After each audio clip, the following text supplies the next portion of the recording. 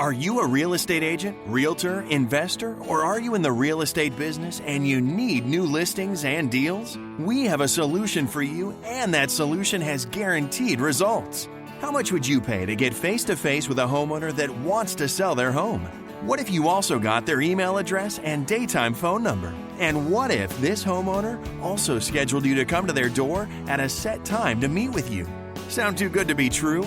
It isn't. And it is 100% guaranteed for you to meet face-to-face with a real homeowner who really needs to sell their home. Not only will you get this remarkable contact system and its 100% guarantee, at no additional charge, you will get weekly coaching, documents, and training on how to get that homeowner and convert them into a new listing. When you purchase, you'll also get a one-on-one walkthrough so that you can start using the system today. Visit www.thelistingmonster.com. That's www.thelistingmonster.com. Or call Diana Ortiz at 213-706-0040. Stop wasting time the old way. Use a monster and get actual results today.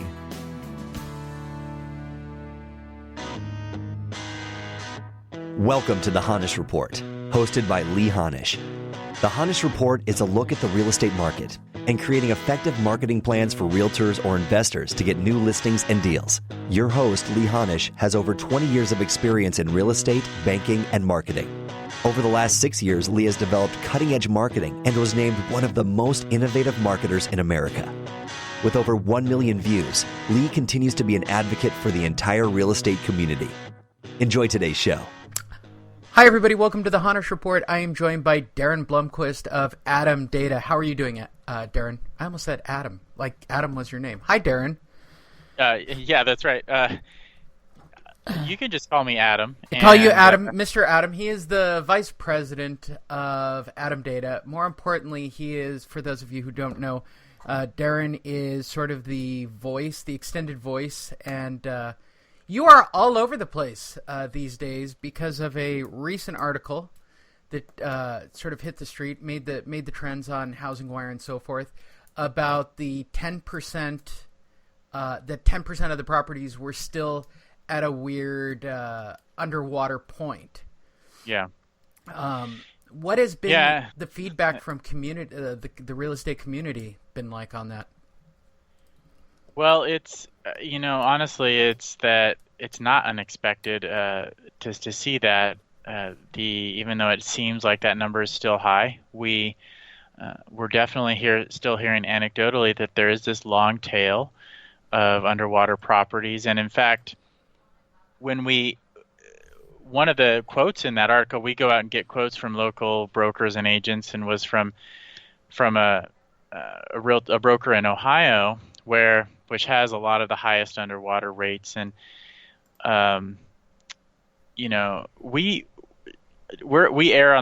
actually are erring conservatively, and we're only looking at what we call quote unquote seriously underwater, with an LTV of at least 125%. This broker was saying, there's actually a lot more who are on the line, and when we do look at that number, you get you go from about 5 million to and I have to actually look this up here, but closer to 10 million people who are, maybe they're not underwater, but they don't have enough equity yet to really sell. So if you include those people in the group, it becomes even bigger. And his point was that we're still seeing inventory lock these folks who either are completely underwater or are just narrowly above water, but not enough to sell. It seems to me. Okay, well, maybe I should, and that's the reason I wanted to talk to you today. Everybody go check out ATTOM Data, all their diverse uses. If you've watched any of my webinars, you'll see me use the mega.RealtyTrac system I use it constantly. I must be the poster boy for the mega system. To look for properties in unique situations. And that's why I wanted to talk to you. Can we say that it is a couple of truisms? And feel free to state your own point of view. These are just my perspectives, and you and I have done this for years. From my perspective, We have a shortage of inventory. We have realtors struggling to find listings, and it appears to me that in a general sense, homeowners are kind of terrified of the current political climate and are clinging a little tighter to their houses.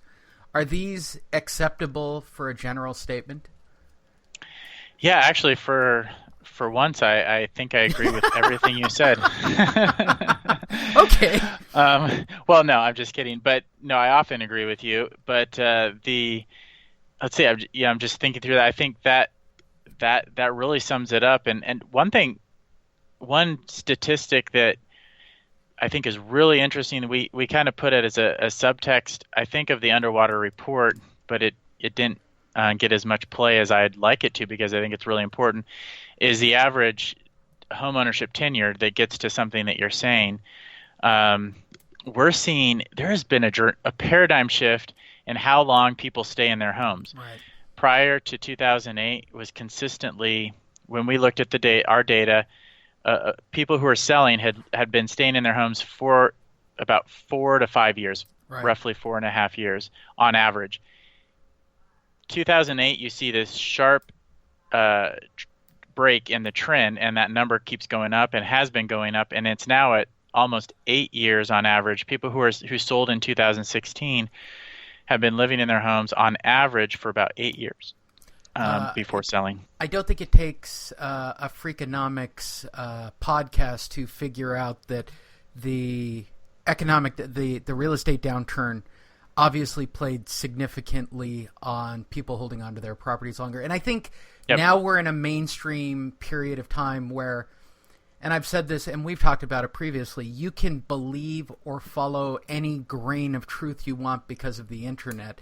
And I think that at some point had to catch up with the way homeowners held onto their property. Yeah. And so we're definitely see them. Now, I think it may be both on the positive side, I guess, positive and negative side, if that makes sense. Yeah. Negative equity people are forced to hold on to their property. On the flip side, you have people who have a ton of equity but may be motivated to stay because there's not a lot out there to buy. They've got a low interest rate. They're sitting on a nice potential retirement fund when they decide to retire, and so they're going to just stick with that property and not sell and try to move up. Yeah, I'm seeing, and the reason I bring all this up and the reason I pose those questions is it's obvious you and I are both, at the end of the day, no matter how we want to slice and dice it, we're in the business of providing information and data to real estate agents so that they can get listings. And I still think that our portion of the market, either targeting underwater homes, targeting those that have missed payments, I think it's still a hugely overlooked market by real estate professionals. And right now, specifically, it's even less popular for some reason. And I would think, now that inventory is tight as it is, would actually increase their desire to want to try diverse data sources. Yep. And it's shocking to me that they don't. Yeah, and I think you've been preaching this for a while, and I have become more convinced that you're right on this, because we see the agents who are not going to get on board with that, and I hate to say that sounds terrible, get on board, but the agents who are not going to evolve, I guess, and look at other options, other ways of getting listings, are going to struggle, because what we're seeing now is companies are coming to us, and there are some brokerages that I would say progressive brokerages recognize, hey, we need to use predictive analytics with the data to predict who's going to list. But then you have companies that are just technology companies, innovators, entrepreneurs, who are coming and using our data to predict who's going to list and basically circumvent the realtor. The classic example is an open door model. which I don't know if you're too familiar with that. They're doing a lot of transactions in Phoenix is where they started, and they're starting to go to other markets like Dallas. And they're basically going directly to the homeowners and say, hey, we'll buy your property. Yeah. You don't have to list it. And they are figuring out who the most likely homeowners are that will take them up on that. I've seen it out of our friend Robert Fragoso running kind of the basic model in the Orange County area, which is, and this is becoming a common thing. If I have access to data, no matter what it is, be it expired, canceled, probate, divorce, default, what is to keep me as an investor from going to the front door and offering to purchase the home directly? And I think that that's a model that's going to continue to happen because you and I don't know, I guess I'm emotionally detached from housing.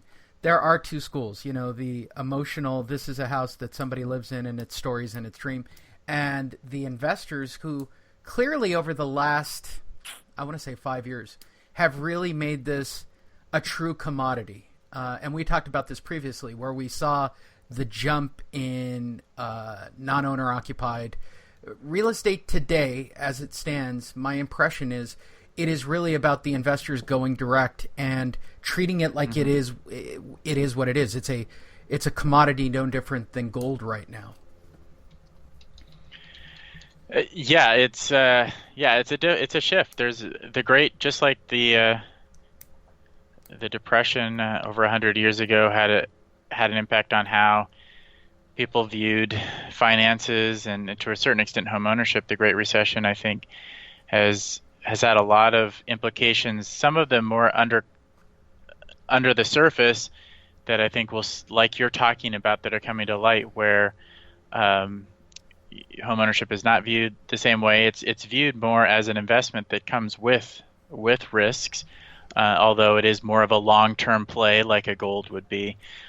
So certainly, we see those undercurrents rippling out, and it's less about the emotion. I think you still definitely have that. There's no question. You have your owner occupants who are buying and emotionally involved and attached to properties, but a much bigger driving force, and I would say this is the driving current in the stream of the housing market, is the investor mindset in purchasing properties.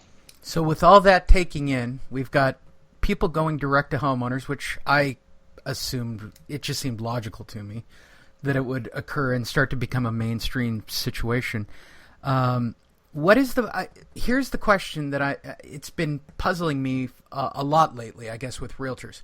We all agree that there's a lack of inventory, and that's a national dilemma, and that affordability isn't there. If I were a realtor looking at this, it would be in my best interest to examine alternative data sources to do my marketing to.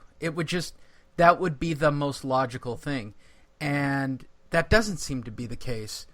From your point of view, what data seems to be overlooked the most? Well, that's a good question. Overlooked. What's the secret nugget there? That's a tough one to look at. I mean, for people are still looking at foreclosure data, although I would say that's less of a trigger now than it used to be. Although it's still an important trigger. It's just not as prevalent as we used to see. Are by and large we still at about 4% default overall for the market? Is it just slightly under 4% right now? We're actually looking at. I was just looking at this data. When we look at it as a percentage of loan originations, it's actually 3 to 4% right now. Sorry, okay, so we're still a percent higher than where we were pre-crisis. So we're still a little high. I realize we're down considerably, but I guess that's my former banker mind of looking at it and going, it's still high. It's always going to be slightly high. I don't know if we'll ever wash the countrywide stain out. Yeah, that's a good way of saying it. And it's been a tough stain to remove. We're getting there. I mean, the numbers are still going down. I